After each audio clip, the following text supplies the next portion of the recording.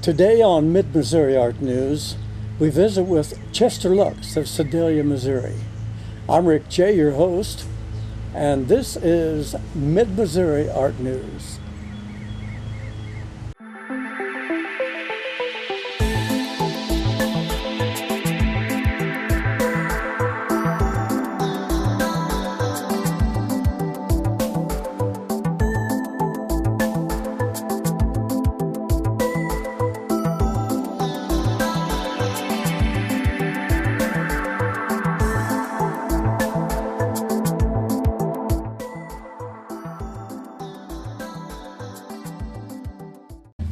Welcome everyone to Mid-Missouri Art News. I'm your host Rick J. and we're viewing today with Chester Lux of Sedalia, Missouri, which is an aluminum cast artist. Please join me, if you would, inviting Chester to the show. It's great to have you. I've been looking forward to this for a long time, Chester. Thank you. Okay, great. Well, you have a couple questions to more or less touch base with our viewers. In aluminum casting, as an artist, your creative pieces stand a well representation of your work.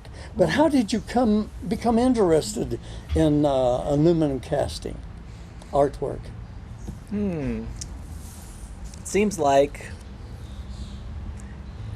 when you first embark in any kind of art, you have to take baby steps because you're really not sure if you're going to invest into it. So the baby steps were, can I do this? Can I do that? Is this a medium that is flexible? So when I first started, there was just trinkets. There were just little things like boxes and coins and challenging things. I see. And as the challenging things became less challenging, you got to challenge yourself more. So then you go on to more complicated things. So yes, that's where it all pretty much started, with just building up the tools and. But what was the first idea? Did you see this artwork at some other exhibit, or this is something you snapped in your mind? What I do now is far different than what I started with, but yes, I think I've got a little bit of intuitiveness to what I'm doing now from what I've seen other people do, like portraits and things like this. In the very beginning, what triggered this? I think it was the availability of the material. You can get aluminum for just about dirt cheap, or you can walk your dog to pick up cans. It's pretty available. It's the means of getting it from the raw state into the liquid state that became more of the challenge later on. Well, had you seen some type of a casting before this, plaster of Paris, or just I've got aluminum, maybe I have to do something with it? Honestly, a friend of mine suggested doing an awards. And we thought about doing them out of wood. We thought about doing them out of clay, like trophies. Yes, oh, just little things that appreciation stuff, Oh, great! And when we started thinking about it, somebody sent me a video from YouTube. And the gears started turning. So I built a $20 forge using briquettes, melted down my first bit of aluminum, made some challenging things at the time. They were challenging. I see. And it was a success. I'm like, wow, what else could I do with this? So that's what happened. I guess like an artist, we get these ideas, and you might haven't seen someone else's work. We didn't have YouTube, so I was inspired by other people's works and what maybe I could do with a paintbrush or a pencil, what have you. I also have to say welcome to Chester's home here in Sedalia, Missouri. We're filming outside, so we've got airplanes going over, we've got people mowing grass here in the spring of 2020, and we have traffic going by. So please bear with us or enjoy it. We even seen a couple cardinals out here doing their song a few moments ago. So all back to Chester.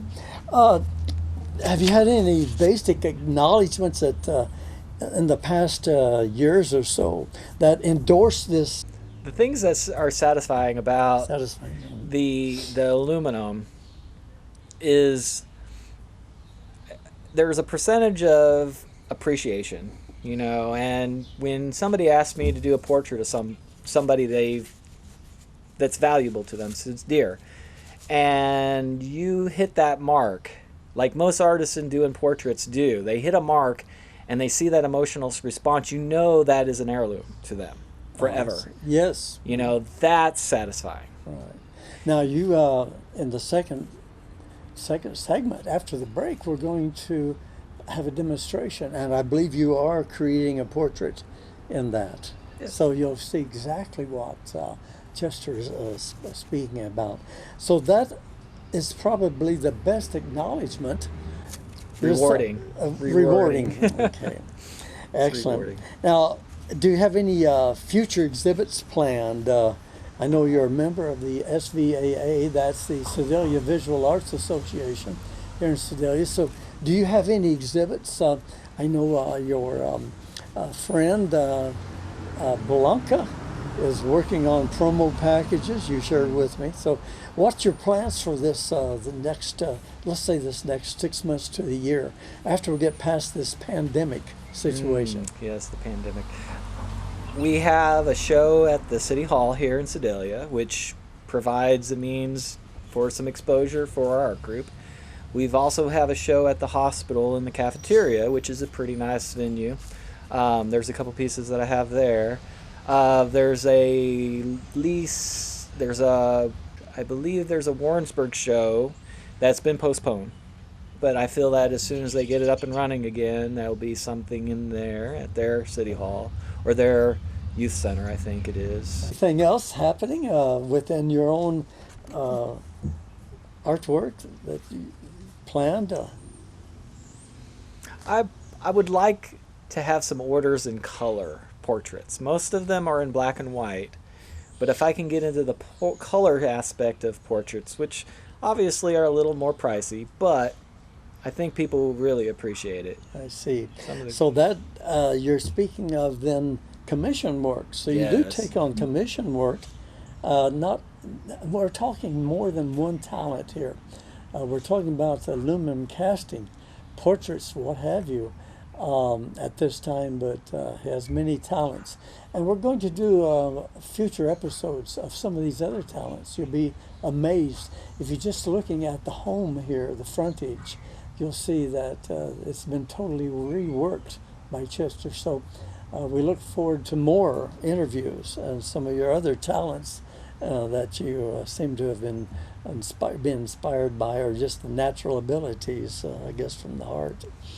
Well, we're going to have to take a break. I guess I should before the break. Would you like to give an email address or phone number if someone's interested in a portrait or some type of reward, what have you, that you do make more than just portraits? Yes. There's quite a few things that I can manifest out of aluminum. Some more tricky than others, but portraits are something that fit with the individual who orders. You know, I can do something like that. If somebody were interested, if anybody were interested, it would be Trevor Mopple Topplehead on Facebook. Is probably the best way to contact me with an order and provide pictures through the messenger. I see. Yeah. So the Facebook Messenger. Yes. That has come out and people are using now. What can you spell that out for the folks? Trevor, Okay. TREVER MOPLETOPLEHEAD .com. So that's under the the Facebook, website. the Facebook website. Yeah. The Facebook website is Yes. the best place to reach you. That's okay, right. very good. Well, Chester, we must take a break. Again, after the break, Chester's going to share a demo that he's prepared showing you the steps of developing an aluminum cast portrait. There's more right here at Mid-Missouri Art News, so stay tuned. We'll be right back.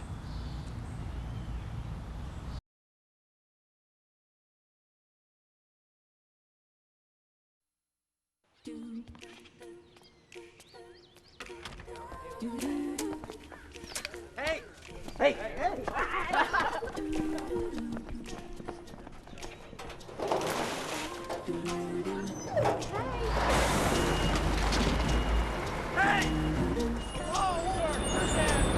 Okay, guys, watch out, watch out. This is dangerous. Come on, guys. All right, please stand back, sir. We're just dumping a little excess sewage here. I hope those shoes aren't new.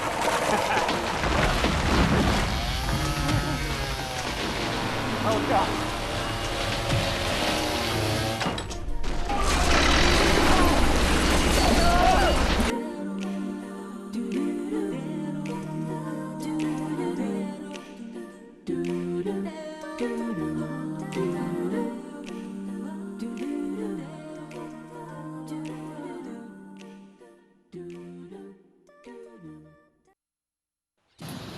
Let me welcome you into my house as we will proceed to go through to the studio.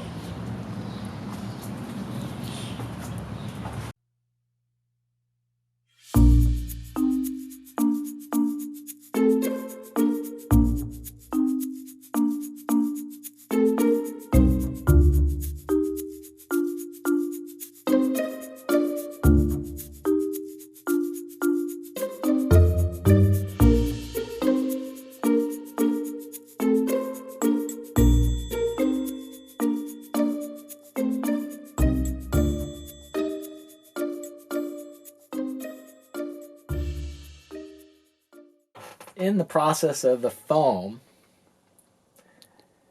prior to the casting of it, must be prepared and in layers so you have a slightly convex portrait, which is pretty cool, which is part of the features of having an aluminum.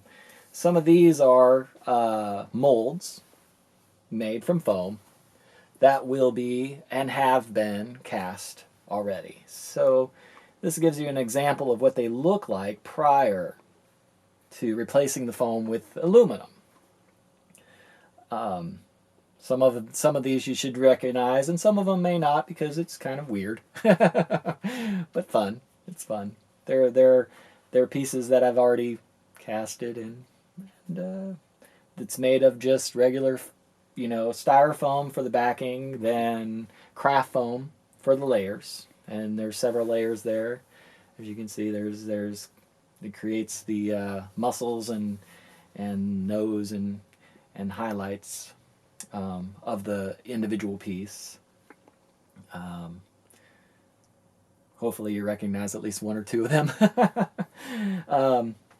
The next step, of course, other than building a forge, is collecting the cans. And I have to emphasize how many cans it takes to get a crucible full of aluminum. It's ridiculous how many cans.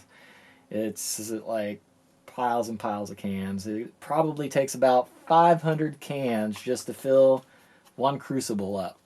500 cans is probably about 20 pounds of liquid aluminum. If you're lucky, maybe about 20 pounds, maybe 15 to 20. Each of the aluminum portraits weighs 11, but you got to consider sprue weight. Sprue weight is what forces the aluminum into the mold.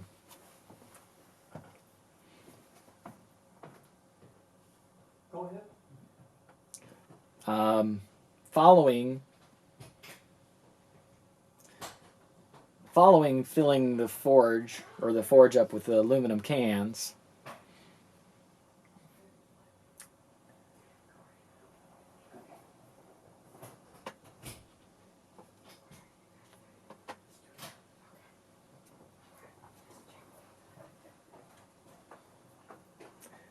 you have preparing the mold.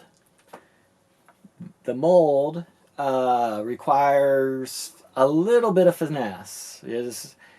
you don't want to damage the mold while you're packing. This is not an open cavity mold. I'm replacing the existing foam with aluminum. So I'm leaving the foam in the sand, which there are several different ways of going about foam casting. There's foam casting. There's open cavity casting. There's plaster casting, which I might talk about later, and a lot of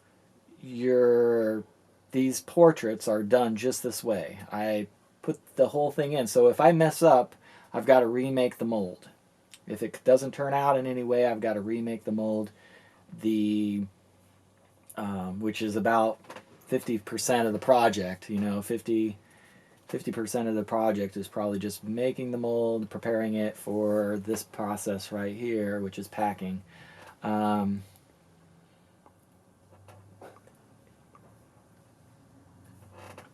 more cans and running around in circles is a lot of what this is. And I'm flipping it. I'm flipping it because you want to maintain front and back situations. There's a lot of messing with sand. There's a lot of messing with sand. But there's making the sprue funnels. You pack sprue funnels. That's right there is what holds my crucible as I pour the sprue, and then of course I pull them out. It's not quite ready yet, but there's a little bit of a packing close-up, quickly going through some of it. This is using foam. If the sand becomes too loose, I've got to use foam instead of an open cavity sprue hole. It's similar to the same thing I was doing prior, but this segment of the video is kind of going into a plaster open cavity procedure, which is not something I do with the portraits, but these are just to demonstrate all the different types of stuff that goes on. There's loose sand casting. There's plaster casting. This is a lost wax plaster, which is we're trying to take a wax, and at this point we're melting the wax out of the plaster, which will make an open cavity to pour aluminum. So it's kind of interesting to put this in here, just because it's what commonly is done with professionals. They will use a plaster cast lost wax method. At this point, I'm taking the wax out of there to save it. We don't want to either catch it on fire or we can reuse that wax. But taking the wax out of the little toaster oven, maintaining a temperature about 250 is appropriate. 250, 300 gets a little bit hot in there, but we don't want to burn the plaster. We want to maintain its integrity. So that's what that segment's about. At this point, we are getting into slag. The slag is something that needs to be identified, because a lot of people say, well, we handed you 50 pounds of cans.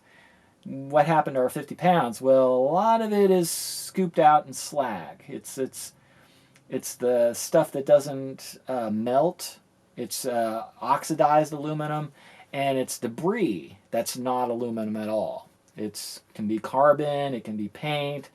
All cans have a little bit of plastic in there that burns into just carbon. So at that point, we've got to replenish the aluminum that's missing, of course, with maybe ingots, especially if we were to the point where we're ready to pour. So we scoop out slag. We make a very, very clean crucible full of clean aluminum. And as you can see, there's a lot of slag that comes out. I don't use flux. For those who know anything about melting metals, flux is used to reliquefy oxidized aluminum. So I am taking a lot of that oxidized aluminum out, which probably could be used, but I also use the slag. So having that little bit of oxidized aluminum in there doesn't hurt if I'm using it for cobblestones. It's just lack of waste, and oxidized aluminum helps hold it together. This pour right here is done in a dry sand pour. It's a little tricky, but the bucket has dry sand instead of packed sand. And again, it's a little tricky, but it allows me to do more three-dimensional things versus having to pack them into a two-dimensional situation. The pour here, I did not fill the crucible quite full enough because I didn't need that much in there. Probably doing something that's has to have sand completely around. There's dangers to doing this. Everybody, if anybody gets into this, they've got to be super careful. Safety is number one on it. I think one of the things that would be most detrimental is probably flinching. If you flinch in any situation like this, you could probably have more damage done if you just, yeah, that's pouring aluminum into the packed sand scenario. A lot of goes a little bit here, goes a little bit. Sometimes it burps and you have aluminum come out. But as you can see, the aluminum pours in and it starts coming out through the vent. Those are sprue holes, and inevitably will be cut out. As I was talking about earlier, there's your extra 5 pounds, and it presses the aluminum through to fill. When those sprue holes on the outer edge fill, I know that the item in the packed sand has filled completely. So that's a successful pour. They all came up. Here's another pour to the sand, the dry sand method. We're adding some more in there. We're going to melt them down. Here's another pour. As it demonstrates, the aluminum fills in and comes out the sprue holes. A lot of slag. A lot of slag goes on there. And so you get the idea behind slag and the pour. The kind of a close-up there, you know, of fire and everything else briskly going through. It's dangerous. It's dangerous. And then there's the reveal. You know, we often say, oh, you know, did it make it? Did it cross our fingers? You know, it's still hot. You got to be careful. There's a potential of catching the oils in the sand on fire at this point. This piece here was a sign for somebody's farm. Somebody has a nice little farm, and I wanted to make a little thing for them. So this here is more than likely a portrait. The reveal of the portrait is kind of fun, but you got to watch out for the hot sand that's encased around the portrait. So I'm being very careful, scraping them away, and then brushing the old stuff off the top, and you can see that's a portrait of a building. It's a building that they tore down here in Sedalia, but it has historical significance. So, you know, I was like, hey, you know, let's do it. And so it's not defined at this point. There's no shadows, or it's just the lifts of different points of the building. And when it's finished, it'll actually have some more depth because I'll add shadows. I'll put, say for instance, there's something in the window, I'll put in the window.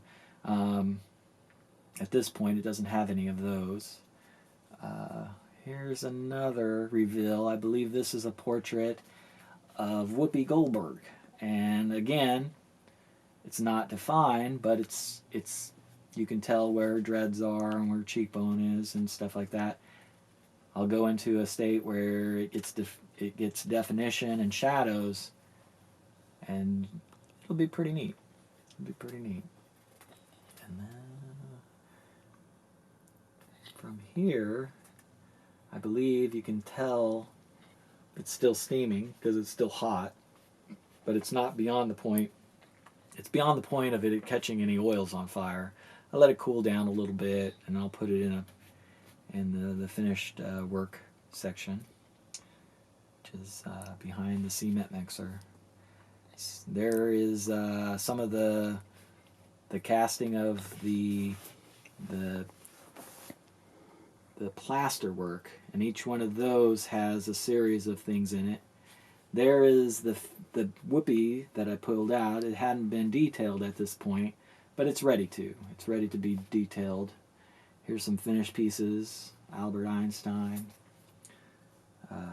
There's a couple familiar faces there, you know.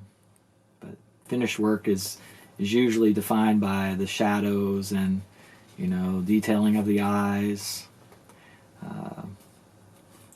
It's got quite a bit of, sometimes they look nothing like the finished piece when I pull them out of the sand, but there's some good pieces there, some recognizable faces, and for the most part, there it is.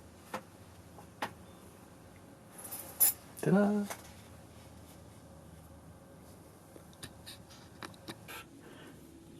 Well, Chester, that was a great demo, and very well an educational piece, informative, so very interesting. And I just want to thank you again for taking time with us here on Mid-Missouri Art News and showing us your talent as an aluminum caster to begin with.